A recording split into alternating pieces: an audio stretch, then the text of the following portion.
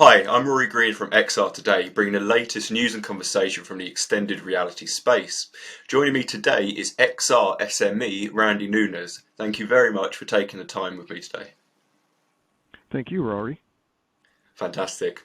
So let's start on XR's standing in enterprise in 2023. I wanted to know some of the most promising use cases for enterprise XR today, based on some of your previous experience as well as the future going forward.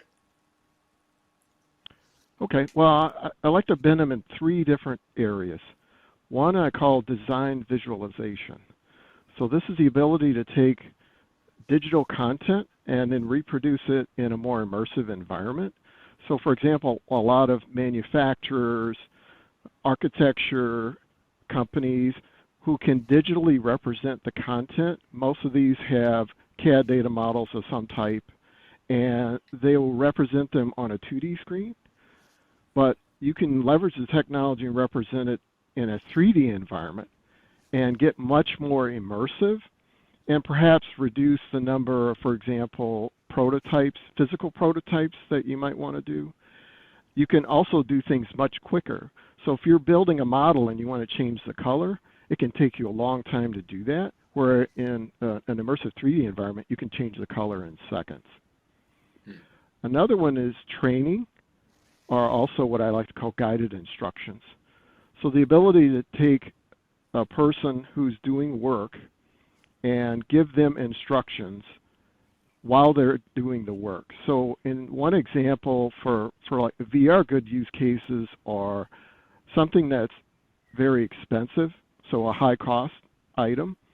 You might want to reproduce it digitally, and then you can have the person train in it virtually. And it can be very immersive. I remember one time someone accidentally tried to lean on a rail and they kind of fell over because they thought it was a real rail. So at some facilities, it might cost you $1 million+ to create a physical model of that. And now I can reproduce that in a digital model. And then there's high consequence training, another good use case for virtual reality, because if you're training someone to handle a meltdown in a nuclear reactor, you might want to try doing that digital first versus doing it physically. And so for also in augmented reality, you can actually train someone while they're doing the work. So for example, if you're training someone how to operate certain kind of machinery, you can actually put 3D objects in space and be pointing at, for example, what button you want to push or what tool you need to adjust, things like that. And they can be doing that. And if you use a 3D-based AR headset, you can do it. They can do it hands-free. So their hands can be occupied with their work while the information's being shown on the screen. And then the last one is what I call remote expert. And this became real popular during COVID-19 where people couldn't travel. So in this use case, you have a smartphone type headset that you can wear, and you have a local person who needs assistance. So they can put on that headset, and you can have an expert join some kind of collaboration or Zoom type call, and they can be located anywhere in the world. And the key there is, again, you can work hands-free while the expert is watching through the camera on the smart device. And so the person can be doing their work, again, hands-free, and it doesn't require the expert to travel as much. And you can also, your throughput can be a lot higher, because now I can go from one call to another call as an expert. So those are the three kind of, I think, top areas for XR in the enterprise. And some fantastic use cases at that, and there's also some fantastic vendors and solutions providers specialising in those use cases specifically too. And then to go back into enterprise integration, could you perhaps touch on some of the challenges, of implementing XR solutions, software, and hardware for enterprise end users? Well, in a lot of cases, the implementation of that technology falls a lot on the IT team. And the IT always has more work to do than they have resources.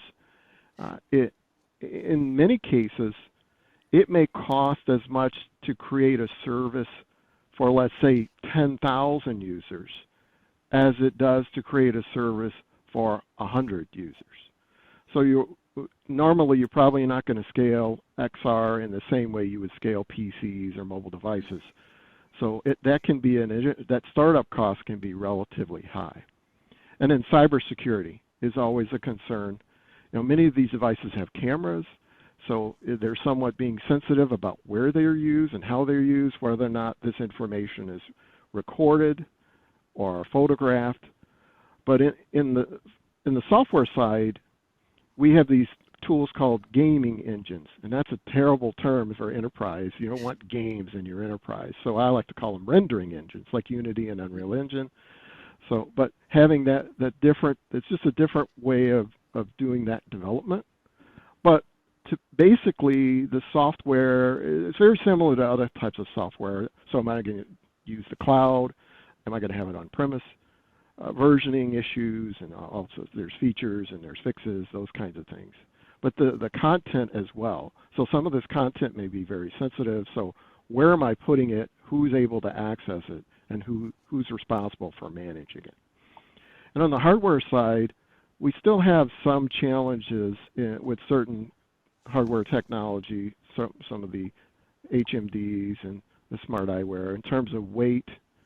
Sometimes the heat dissipation is not the best. The battery life for some devices there's improvements that could be made there. The user interface is really important, and sometimes that can be a bit awkward.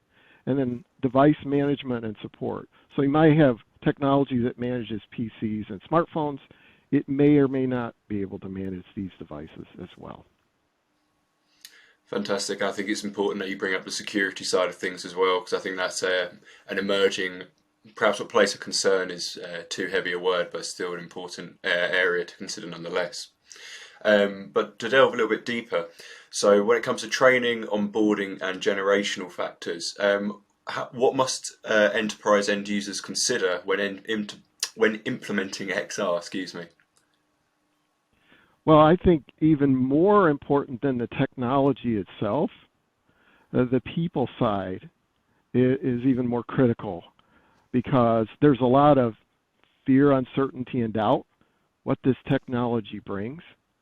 But so it's very important to meet people where they are and take them on the journey with you. So for example, I was in several events last week, and I was talking to people about augmented and virtual reality. Almost none of them understood the context of what I was explaining. So I had to sort of take them through a background. So it's still fairly new to most people. I think the metaverse has brought more interest to it and more awareness, but it also has brought in a little bit of confusion as well. Mm-hmm. So from a generational perspective, that's also very important, because if you're looking at people that would be considered maybe baby boomer generation, they are not accustomed to adopting new technology in a short fashion. However, if you're looking at millennials, who are now the majority of the workforce, they are digital natives. They grew up with these types of technology, and they will embrace it. So you really have to look at your demographics, and I think you have to look at each generation and approach it in a way that they feel comfortable. I think it's the generational factor is so important, because it's only going to evolve and emerge as this technology goes alongside with it also. So it'll be good to gauge your thoughts and your expertise really into the keys of enterprise XR success. How can an enterprise use XR with full success to their return on investment, and then also some good benefits that come out of that technology too. And within that, could you give us a little bit more on your predictions for the future of XR in the enterprise, in whichever avenue that exists? Okay, so first I'll talk about some ideas about how we can get enterprises to adopt the technology. I think it's very important to get some level of executive sponsorship. you need at least one champion from the C-suite, because it's very important. Even though you have bottom-up efforts, ultimately there's going to need to be some resources adjusted, and that's going to take some top-down decisions. They need to have some kind of stake in that outcome. And I think it's also very important for those champions to experience the technology for themselves. You will tend to see executives not wanting to do that, and I think a large part of it, they don't want to appear awkward in front of a large number of people. So one approach I've taken is to have it a very private setting and introduce the technology to them. And obviously you want to pick something that they can grasp relatively quickly so you don't have a steep learning curve. And I think you'll know pretty soon, you'll see if you have that aha moment where someone really recognizes it. So another one is finding influencers within your organization. So for example, some entities have innovation teams, some have efforts around digital transformation, or they might have, for example, an advanced group where they're interested in looking at future technologies. You may want to partner with those groups because their charter is in effect looking at what the next new things are or changing what we're doing today. So they will likely have insight to those key people that will be interested in championing these types of technologies. Now, when you're talking about, let's say, going to a specific location, I always like to look for what I call the mayor. And the mayor is someone who's not necessarily in power, but they might be. But it's someone who is well respected and well connected. So they are sometimes a formal, but sometimes an informal influencer. So having that person on your side could be very beneficial to move any kind of projects or proofs of concepts forward. And there's no stronger message than having a business partner promote the technology on your behalf. And of course, all business case is all very important. Some companies require a very hard ROI. Some are somewhere in the soft ROI area. And usually what happens is, what are we going to take money away from in terms to pay for this? There's usually isn't new money somewhere that somebody digs up. And then lastly, the approach. So you really want to start with looking at the real business problem, not starting with the technology, but looking at, well, what are you trying to solve from a business perspective? You know, you have one mouth and two ears, so listen first, and then try to gain information about what people are trying to accomplish, and then you can see if XR can match and help out in that space. So one approach is to look at a specific group, like we had talked about before. There's some generational differences within the corporate culture now. So you might want to start looking at millennials first. As we said, they grew up with the technology. We also, in a lot of industries, have an aging workforce. So how do we train that new workforce is one consideration, and you can leverage technology to do that, because a lot of that technology is tacit, and it's going to walk out the door when people retire. And then you might want to think about, well, how do I attract and retain talent? So if you can imagine, in some industries, I was trained by a person versus I was trained using this new great technology. That sends a big signal to the world where you are as a company. And so the second part of your question, predictions for the future of XR in the enterprise. Well, I can tell you one thing about predictions is whatever I say is going to be wrong, because that's what predictions are. But obviously there's been some discussion over the last few years about the metaverse. And I think it's taking a short-term hit with some challenges in the tech industry that we're experiencing. And then generative AI, of course, has been in the forefront and has risen. So and I think short-term it's going to take a bit of a hit. I think that everyone's waiting with bated breath on the Apple device, what's going to happen with that. I think in the near term, it's going to continue to expand. There's a lot of people that are still in POC, what I might call POC purgatory. So they're struggling with, I do all these evaluations, but I'm not getting enough traction to get a larger implementation. And again, there's different reasons for that. So I think the bigger perspective is you have to look at it as a journey.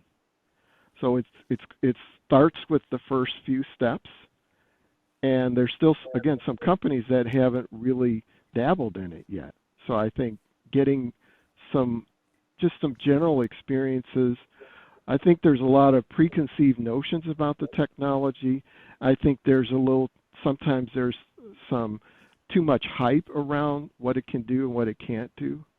I was talking with somebody the other day, and they said the smartphone has really spoiled everyone because it's pervasive and everyone uses it, and now it's the example that people hold up saying, well, XR should be able to be everywhere and do everything. I think XR can be transformational, but I think it's not going to be as broadly used as AI or even IoT types of things. But again, for those targeted use cases, it can be transformational. Fantastic. That's some really good insight there. I really appreciate those thoughts. But we're going to have to wrap that up now. And for those watching, I'd like to know what's the best way for them to get in touch with you to perhaps learn more about what you're doing. Probably the best way to get in touch with me is on LinkedIn. So if you do a search for Randy Nunez, and actually the end of the URL is Nunez Randy. But if you do a search on LinkedIn for me, and maybe it's XR or AR/VR, I think you'll find me.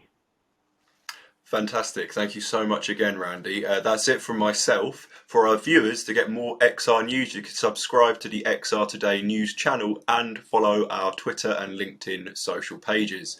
Thanks so much for joining me.